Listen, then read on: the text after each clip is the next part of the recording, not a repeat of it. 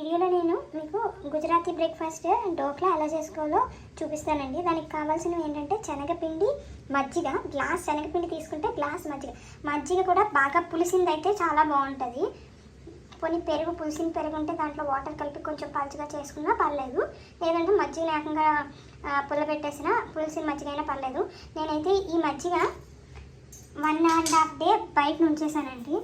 ఆ మజ్జిగ ఇది ఓకే. తర్వాత ఉప్పు అలాగే ఈనో కూడా వేసుకుంటారు.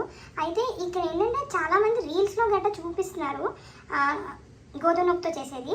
అది డోక్లా కాదు, అది కమన్ అంటారు వాళ్ళు. డోక్లా అంటే ఇదనమాట, శనగపిండితో చేసుకుంటారు.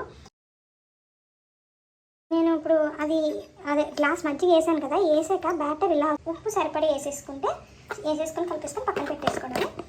మార్నింగ్ అయితే రేపు ఒకవేళ మార్నింగ్ అయితే ముందు రోజు నైట్ ఇలా కలిపేసుకొని పక్కన చేసుకోవాలి. లేదు ఈవినింగ్ కంటే మార్నింగ్ ఇది రెడీ చేసుకొని ఈవినింగ్కి డోక్లా చేసుకుంటే బాగుంటుంది. షుగర్ సిరప్కి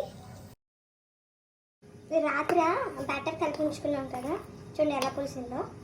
పక్కనది మురగలా బాగా వస్తుంది. ఇలా బబుల్స్ రాగానే ఆపేసుకుంటే షుగర్ సిరప్ సరిపోద్ది. ఇందులో కొంచెం వాటర్ వేసుకున్నాం కదా, ఇది ఈనో కలుపుకోవడానికి. ఎక్కువ వాటర్ వేసేస్తే మళ్ళీ బ్యాటరు పలుచబడిపోద్ది. ఈ వాటర్ గోరువెచ్చ ఎక్కితే చాలు. ఈనో నీళ్ళు రెడీ అయ్యే లోపల ఒక ప్లేట్లోని కొంచెం నెయ్యి రాసుకొని, గుజరాతీయన్స్కి అయితే వాళ్ళకి డోక్లా చేసుకోవడానికి ఒక ప్లేట్ లాంటిది ఉంటుంది. మనకి ఏం లేదు కనుక ప్లేట్లోని నేను మామూలు ప్లేట్లో పెడుతున్నాను.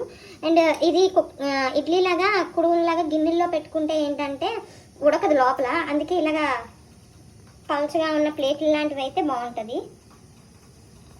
గోరువెచ్చని నీళ్ళలో రెగ్యులర్ ఈనో వేస్తున్నానండి.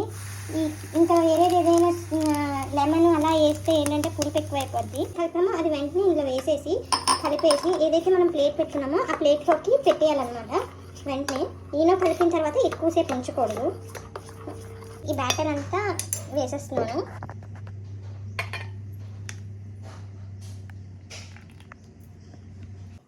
మనము కుడుముకి ఇడ్లీకి గట్ట పెట్టుకుంటాం కదా, అలాగా పెట్టుకోవాలి. ఆవిరి మీద ఉడికించాలి. అది ఇలా ఉడికిన తర్వాత తాలింపు ఏదైతే ఉందో మనం పెట్టుకుని తాలింపు వేయాలి.